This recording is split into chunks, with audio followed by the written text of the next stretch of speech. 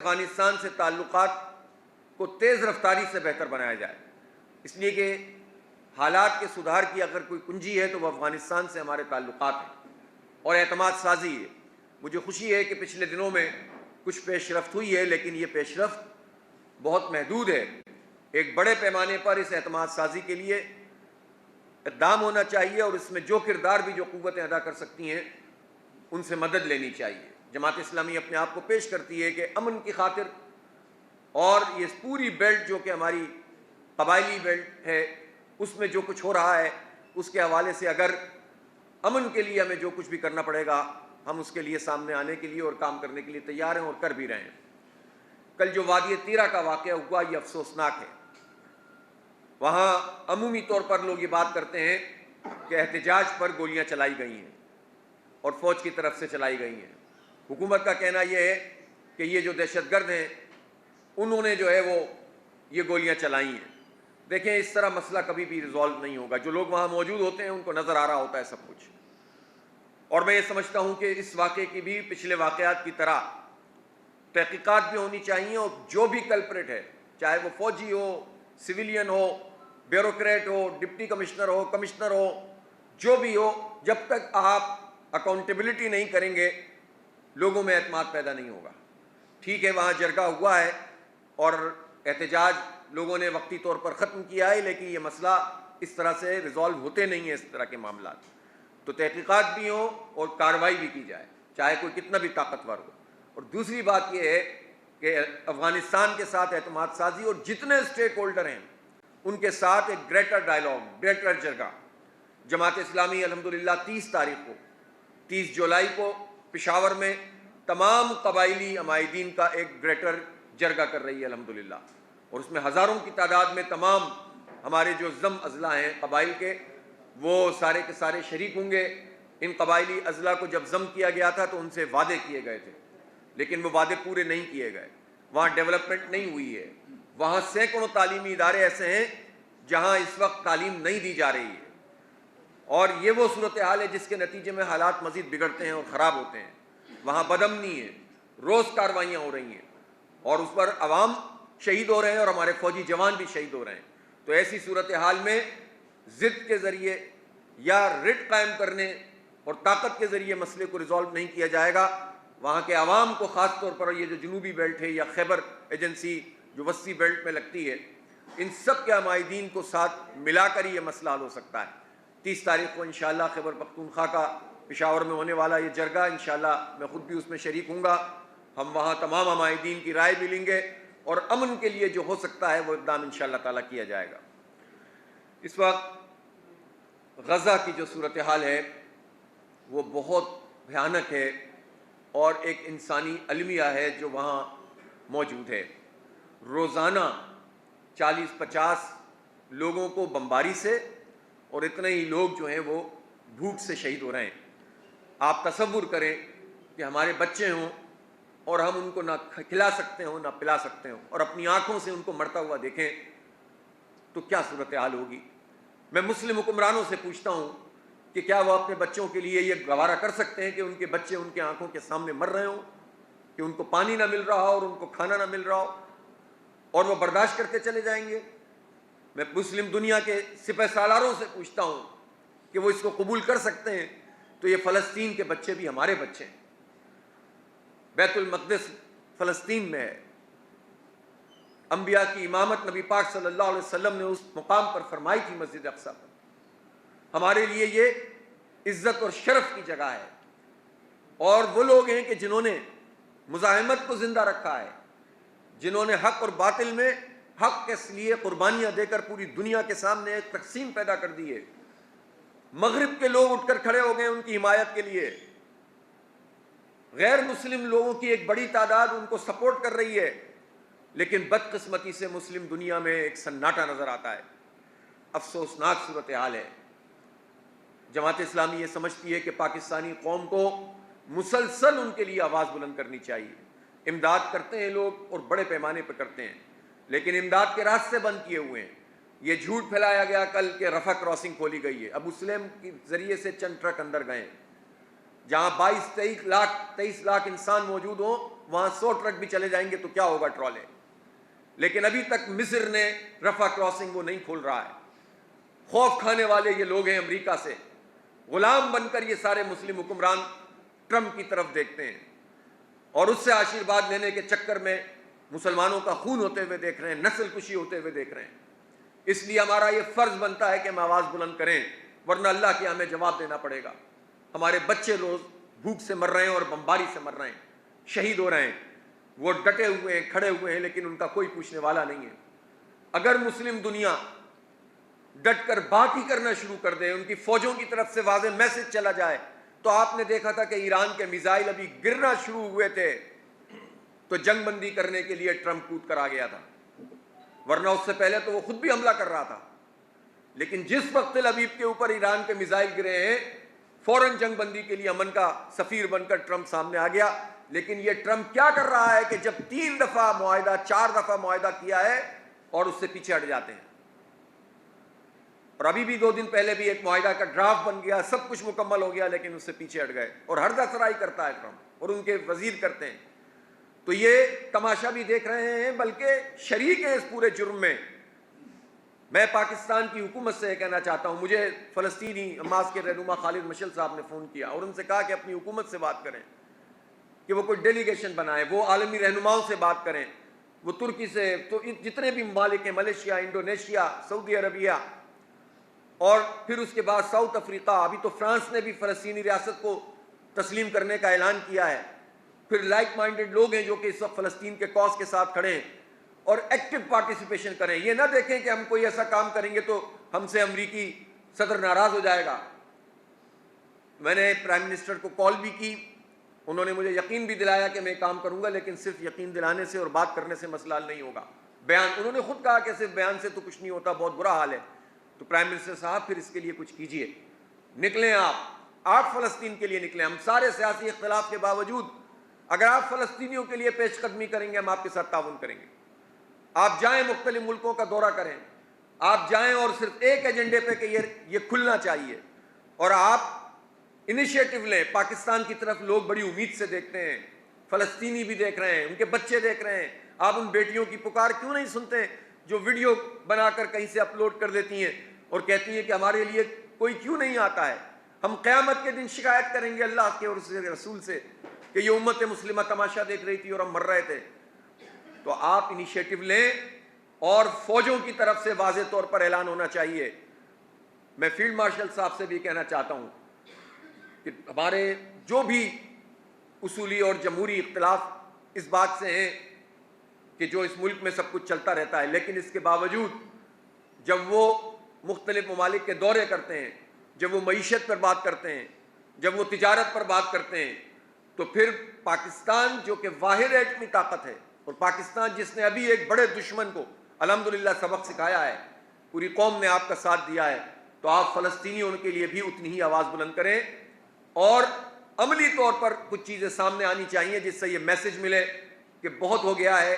اب پاکستان بھی اور ترکی بھی اور دیگر ایران بھی اور دیگر ممالک بھی مل کر اسرائیل کی طرف پیش قدمی کریں گے اور اس محاصرے کو توڑیں گے. جس دن پاکستان کی فوج کی طرف سے یہ اعلان ہو گیا اور پاکستان کے پرائم منسٹر نے فوج کی طرف سے یہ اعلان کر دیا, دنیا میں بھونچال آ جائے گا. اور الحمدللہ مجھے یقین ہے کہ یہ مسئلہ حل ہونا شروع ہو جائے گا. لیکن اس کے لیے ذرا ہمت پیدا کرنی پڑے گی. ہم ڈپلومیٹک محاذ پر جو کچھ بھی ایشوز ہوتے ہیں ہم اس سے واقف ہیں, لیکن بہرحال ایک وقت ایسا آتا ہے کہ جس میں غیرت اور ایمان پر فیصلہ کرنا پڑتا ہے اور ifs اینڈ بٹس پر فیصلہ نہیں کرنا پڑتا. اور غیرت اور ایمان پر کیے جانے والے وہ فیصلے پھر بہت سارے راستے بھی کھول دیتے ہیں. جیسا کہ ہم نے بھارت کے مقابلے میں جب ہمت دکھائی, ایک آرمی چیف کہتا تھا کہ ٹینکوں میں پیٹرول کے پیسے نہیں ہیں, تو ہمارا کیا حال ہوا. اور اگر دوسرے آرمی چیف نے انیشیٹو لیا تو پوری قوم ساتھ ہو گئی, پورے پاکستان میں پاکستان کا وقار بلند ہو گیا, پاکستان کی عزت بڑھ گئی. تو جب یہ کام ہو گیا ہے تو اس سے پتہ چلتا ہے کہ جب آپ صحیح انیشیٹو لیتے ہیں تو آپ کے لیے پوری دنیا میں راستے بھی کھلتے ہیں. اللہ پر توکل کریں اور آگے بڑھیں, اور اس کے لیے عملی کوئی قدم اٹھائیں اور کچھ اعلان کو کم از کم کیا جائے. تو غزہ کے لوگوں کو اس طرح ہم نہیں دیکھ سکتے. 5 اگست آ رہا ہے, 5 اگست پہ جو ایک طرف اسرائیل اور دوسری طرف مودی سرکار انڈیا کی, یہ دونوں ایک ہی طریقے سے کام کرتے ہیں. جس کو جتنا موقع ملتا ہے وہ اتنا قتل عام کرتا ہے، نسل کشی کرتا ہے. کشمیریوں کی نسل کشی مودی کر رہا ہے. 5 اگست کو 2019 میں انہوں نے جو اسپیشل اسٹیٹس تھا بھارت کے آئین میں 370 اور 35A کشمیریوں کا، اس کو ختم کر کے کشمیر کو ضم کرنے کی کوشش کی، جو کہ اقوام متحدہ کی قراردادوں کے خلاف ہے. بدقسمتی سے پاکستان کی طرف سے وہ رد عمل نہیں آیا تھا جو آنا چاہیے، اور اس کے نتیجے میں بھارت اور زیادہ شہر ہو کر اس نے یہ کام کیا اور الٹے ہم پر الزامات لگائے. لیکن الحمدللہ اب بھارت ڈیفینسو پر ہے. وہاں اپوزیشن ان سے سوال کر رہی ہے کہ 7 جہاز گرے ہیں کہ 8 جہاز گرے ہیں، ہمیں بتایا جائے. وہاں لوگ پوچھ رہے ہیں کہ آپریشن سندور کی ناکامی کا پوری قوم کو بتایا جائے. خود وہاں ایک اسپلٹ موجود ہے، وہاں خود آزادی کی تحریکیں موجود ہیں.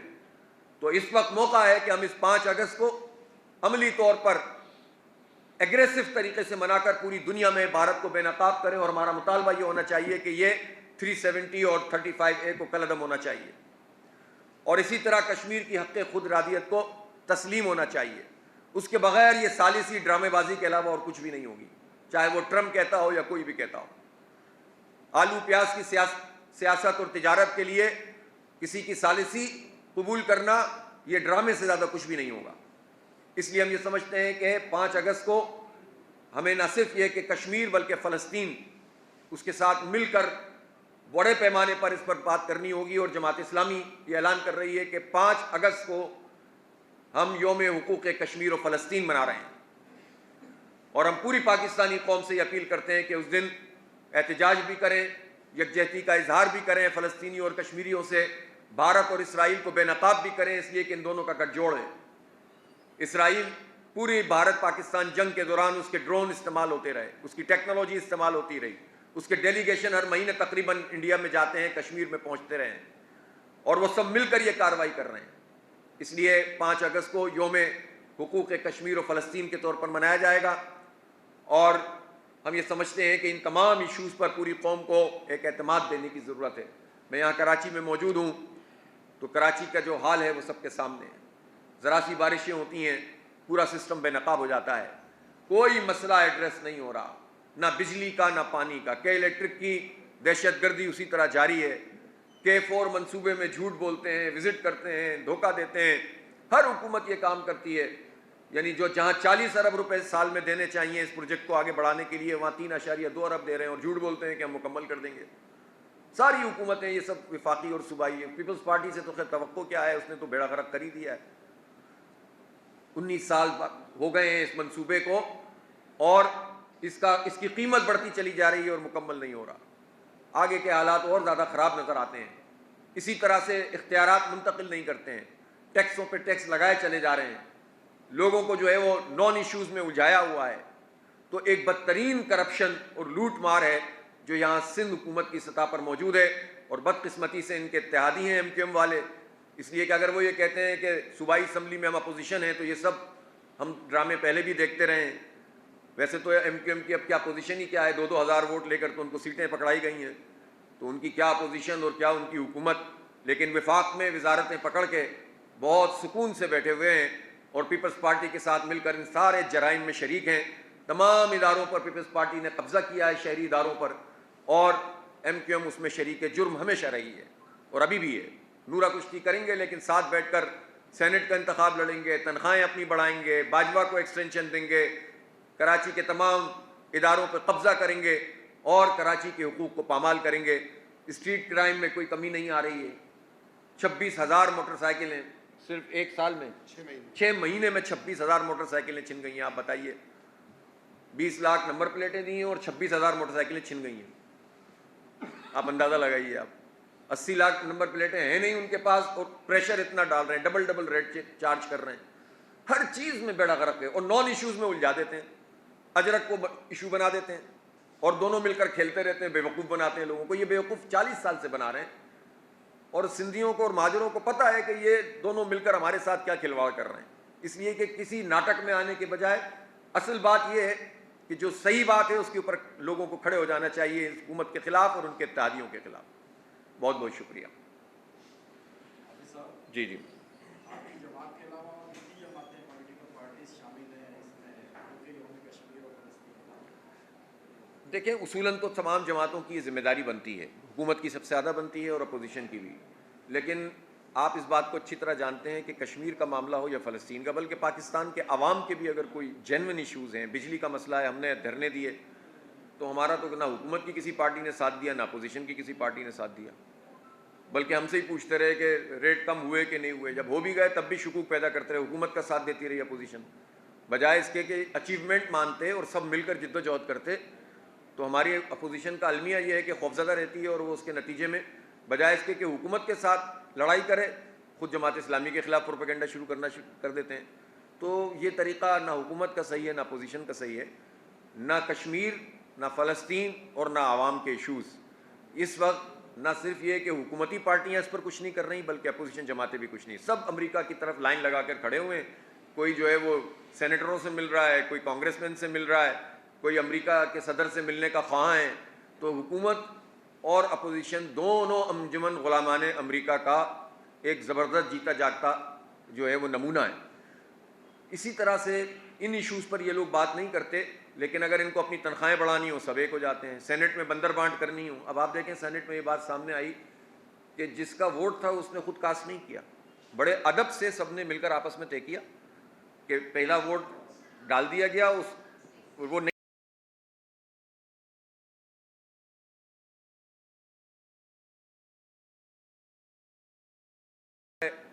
جب یہ آپس میں مکمکا کرتے ہیں تو مکمکا کر لیا انہوں نے، اس میں کوئی تقسیم نہیں رہی۔ اسی طرح باجوہ صاحب کی ایکسٹینشن ہوئی تھی تو یہ سب ایک تھے۔ تو یہ ان سارے اعمال نامے جتنے بھی قوم کے خلاف کیے جاتے ہیں اس میں ایک ہوتے ہیں۔ ویسے بعد میں لڑائی جھگڑا ہوتا رہتا ہے، وہ ہو رہا ہے۔ تو کشمیر اور فلسطین پر میں پھر بھی یہ کہتا ہوں کہ ان جماعتوں کو کم از کم ان ایشوز پر اور عوام کے جینوئن ایشوز پر ایک جیسی بات کرنی چاہیے، اور اپوزیشن سے ہم بات بھی کریں گے، کرتے رہتے ہیں اور بھی کریں گے انشاءاللہ کہ اس پہ ہمارا ساتھ دیں۔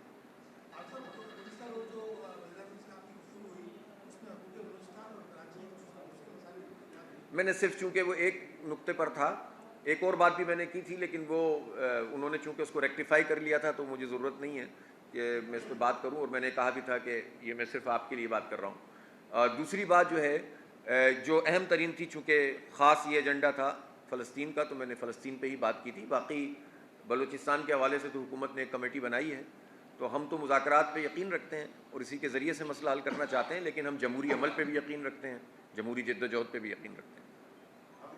دینی اور مذہبی جماعتوں کے جو اجلاس کو کر رہے ہیں فضل الرحمان صاحب کی اس میں جماعت اسلامی کا کیا رول اور کیا موقف ہے؟ اجلاس ہونے میں کیا حرج ہوتا ہے؟ حرج ہوتا ہے کوئی؟ اجلاس سے کیا فرق پڑتا ہے؟ وہ تو اجلاس ہوتے رہتے ہیں، مختلف ایشوز پر بات ہوتی رہتی ہے۔ ابھی ملی یکجہتی کونسل میں تو جماعت اسلامی کا کی رول ہے، قاضی حسین احمد صاحب نے بنائی تھی، تو جب سے چل رہی ہے، اور ہم اس میں مذہبی ہم آہنگی کے لیے یہ ایک پلیٹ فارم ہے، یہ پولیٹیکل اور انتخابی اتحاد نہیں ہے، یعنی پولیٹیکل تو ہو جاتی ہیں چیزیں لیکن انتخابی اتحاد نہیں ہے، یہ مذہبی ہم آہنگی کے لیے بنایا جانے والا اتحاد ہے۔ اس میں مولانا تشریف لائے تھے، انہوں نے اپنی بات کی تھی، لیکن ایم ایم اے سمیت کسی بھی ایسا اتحاد جو انتخابی یا سیاسی اتحاد ہو، وہ کوئی پیش نظر نہیں ہے جماعت کے، اور جماعت اپنے نشان پر اور اپنے نام کے ساتھ الیکشن لڑے گی جب بھی الیکشن ہوگا، اور ایم ایم اے ختم ہو چکی ہے، بس اس کو ختم ہی ہو جانا چاہیے۔